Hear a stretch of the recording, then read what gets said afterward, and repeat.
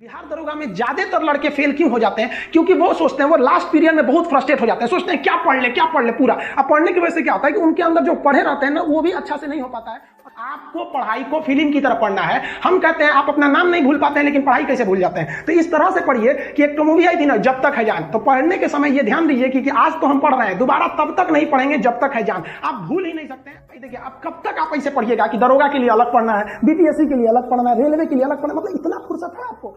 ये लड़कों का लॉन्ग जंप खराब क्यों होता है? वो जो फाउल पॉइंट होता है ना, जहां से उन्हें जंप करना है, उनके माइंड में वो भरा रहता है। अब कभी कभी क्या होता है, वो फाउल पॉइंट को क्रॉस कर जाते हैं, तो यहीं से छट गए। और नहीं तो क्या होता है कि जहां से जंप करना है उसके 1.5 फीट पहले ही कूद जाते हैं। तो इधर वाला थोड़ी ना काउंट होता है, काउंट तो इस पे होता है कि आप कितना जंप किया। अगर आप देखेंगे तो बिहार दरोगा का क्वेश्चन देख लीजिएगा। बिहार दरोगा के क्वेश्चन से ज्यादा टफ था बिहार सिपाही का क्वेश्चन।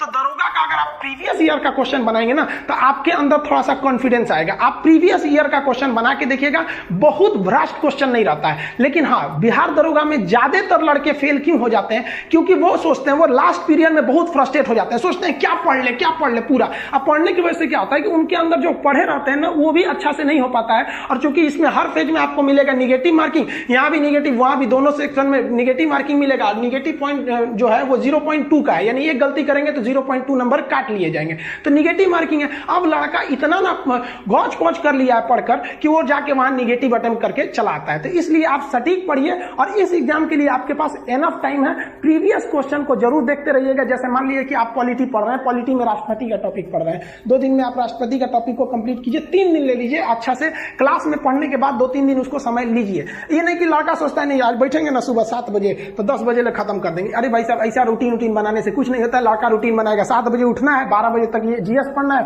फिर 2 बजे तक रीजनिंग पढ़ना है। मतलब ऐसा रूटीन बनाता है जिसे लगता है आर्मी का कमांडो है, उस तरह से रूटीन। इस सब नहीं, आप पढ़िए, कंटिन्यू पढ़ते रहिए, गैप नहीं करिए। तो इस वजह से आप देखिए कि बहुत आडंबर मत रच लीजिएगा। जो पढ़िएगा उसका प्रीवियस चैप्टर वाइज जरूर देखिएगा कि किस लेवल के क्वेश्चन आ रहे हैं। एग्जाम्स होंगे वो तो आपको पता है कि ऑब्जेक्टिव टाइप्स के एग्जाम हो गए। इसमें 2 एग्जाम हो गए, एक पीटी जिसको प्री कहेंगे, एक मेंस कहेंगे। प्री एग्जाम जो होगा वो 100 क्वेश्चन पूछे जाएंगे, 200 नंबर के रहेंगे, यानी एक क्वेश्चन 2 नंबर के रहेंगे। इसमें जीके जीएस रहेगा और करंट अफेयर रहेगा। करंट अफेयर अच्छा खासा क्वेश्चन पूछता है, इस बार भी देखे आएंगे 20-25 क्वेश्चन करंट से रहता है। तो यहाँ करंट होगा, इसमें आपको जो क्वालिफाई करना रहेगा, इसमें आपको कोई नंबर नहीं जोड़ा जाएगा। आप इसमें 200 में 200 भी पास हो गए और किसी ने केवल कट ऑफ पास किया तो दोनों की वैल्यू बराबर है, ये केवल क्वालिफाइंग है। इसी का कट ऑफ जो देखा जाएगा कितना रहता है, ये आयोग ने स्पष्ट कर दिया है कि भैया हम 20 गुना ज्यादा लेंगे, तो यहाँ पास होने की संभावना ज्यादा रहती है। यहाँ जो लोग आए वो कितना नंबर पाए थे वो मायने नहीं रखता है। अब मेंस का एग्जाम होता है।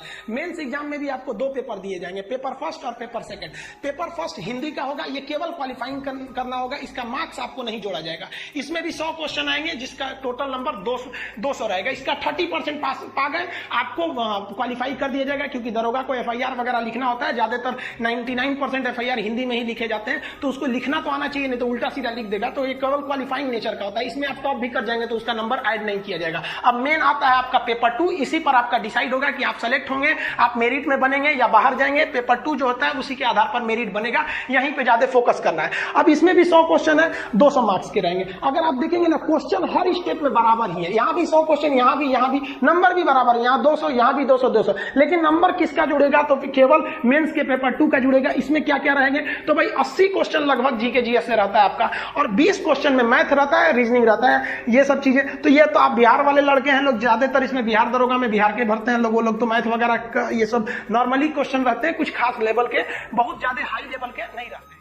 अब बहुत सारे क्या चीज है कि भाई कुछ प्रैक्टिस बुक्स भी हैं सब, बहुत ज्यादा। उन प्रैक्टिस बुक्स में हम देखते हैं कि वो जो प्रैक्टिस बुक है, अगर आप ध्यान से देखेंगे तो किसी और कंपनी का प्रकाशन है, उसने किसी टीचर को पकड़ रखा है। अब वो लोग क्या कर देते हैं ना कि प्रैक्टिस बुक का स्टैंडर्ड बढ़ाने के लिए वो क्या कर देते हैं कि क्वेश्चन को किसी और डायरेक्शन में ले जाते हैं। अब लड़का फ्रस्ट्रेट हो जाता है। तो आपको क्वेश्चन का सही पैटर्न पकड़ने के लिए आपको प्रीवियस क्वेश्चन ही देखने पड़ेंगे। स्मृति पर यानी मेमोरी पर आधारित क्वेश्चन पर उतना बिलीव नहीं करेंगे, प्रैक्टिस सेट पर भी कुछ खास बिलीव नहीं करेंगे। हाँ, प्रैक्टिस करते रहिएगा, लेकिन ऑथेंटिक जहां चेक करना रहेगा वो प्रीवियस क्वेश्चन को ही ध्यान दीजिएगा। इसके बारे में जो बैच हो गए वो इस महीने के लास्ट में आ जाएंगे आपके दरोगा के लिए। हम आपको फिर कहते हैं कि देखिए, अब कब तक आप ऐसे पढ़िएगा कि दरोगा के लिए अलग पढ़ना है, बीपीएससी के लिए अलग पढ़ना है, रेलवे के लिए अलग पढ़ना है। मतलब इतना फुर्सत है आपको, और आप क्यों नहीं चाहते कि भाई हमने एक साथ पढ़े? आप बताइए, अब आप ही बताइए ना, जलियांवाला बाग की जो घटना हुई थी वो 1919 में हुई थी, तो रेलवे में क्या 1930 पूछेगा? अब बीपीएससी में 1940 पूछ देगा? नहीं होगा। और ये तो गया जमाना। अब आप जरा देखिएगा कि जो क्वेश्चन क्वेश्चन रेलवे में पूछा है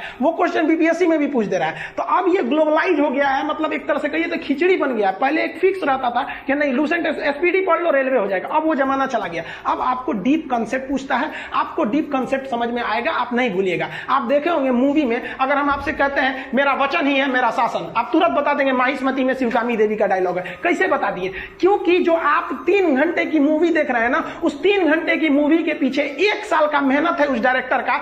एक एक सीन को कट करके लगाया है, कैमरा कट एक्शन, एक साल तक उसने मेहनत किया है। इसलिए आपको 3 घंटे की मूवियां खटाक से डाउनलोड हो जाती है। और वही मास्टर साहब स्कूल में पढ़ा देंगे तो एक बार स्कूल में पढ़ो, एक बार घर में पढ़ो, एग्जाम के टाइम रिवाइज करो। अरे भाई साहब एक चीज 20 बार पढ़ेगा आपको पढ़ाई को फिल्म की तरफ पढ़ना है। हम कहते हैं आप अपना नाम नहीं भूल पाते हैं, लेकिन पढ़ाई कैसे भूल जाते हैं? तो इस तरह से पढ़िए कि एक तो मूवी आई थी ना जब तक है जान, तो पढ़ने के समय ये ध्यान दीजिए कि आज तो हम पढ़ रहे हैं, दोबारा तब तक नहीं पढ़ेंगे जब तक है जान। आप भूल ही नहीं सकते हैं। इस तरह से पढ़ाई करिए। रनिंग बहुत ज्यादा टफ नहीं है।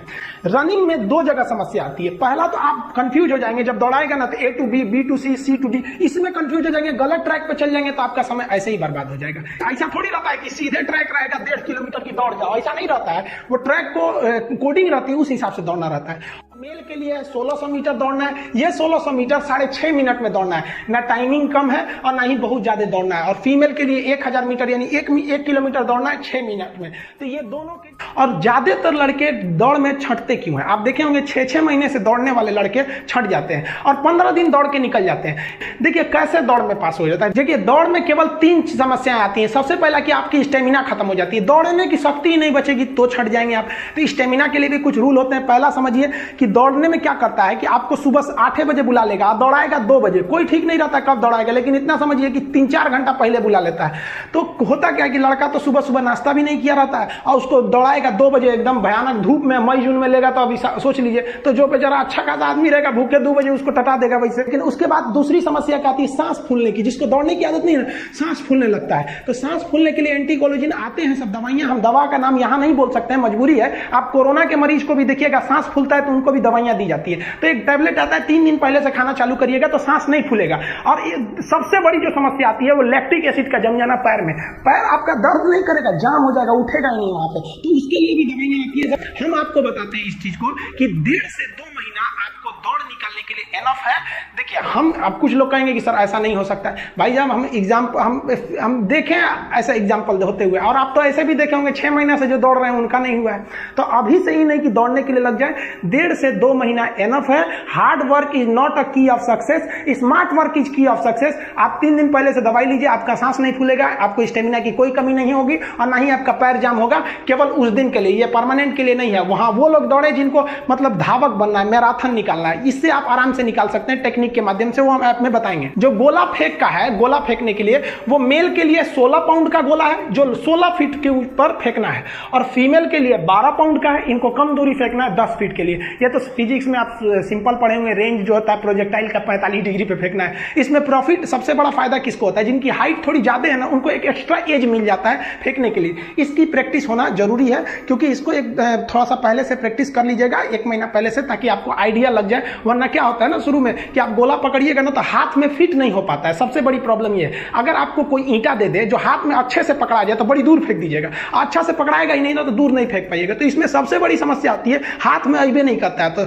1 महीने से थोड़ा सा प्रैक्टिस करेंगे ना तो ये हाथ में आने लगेगा। बाकी इसमें बहुत ज्यादा टेक्निक की जरूरत नहीं पड़ती है, थोड़ा सा हाथ बस प्रैक्टिस हो जाना चाहिए। लॉन्ग जंप जो रखा गया है मेल के लिए 12 फीट है और फीमेल के लिए है 9 फीट है। लॉन्ग जंप ज्यादा नहीं है और ये ज्यादा टफ नहीं होता है। ये तेजी से दौड़िए। इसमें 2-3 चीज का बस ध्यान रखना चाहिए। लड़कों का लॉन्ग जंप खराब क्यों होता है? वो जो फाउल पॉइंट होता है ना, जहां से उन्हें जंप करना है, उनके माइंड में वो भरा रहता है। अब कभी कभी क्या होता है वो फाउल पॉइंट को क्रॉस कर जाते हैं तो यहीं से छट गए, और नहीं तो क्या होता है कि जहां से जंप करना है उसके 1.5 फीट पहले ही कूद जाते हैं। तो इधर वाला थोड़ी ना काउंट होता है, काउंट तो इस पे होता है कि आप कितना जंप किए।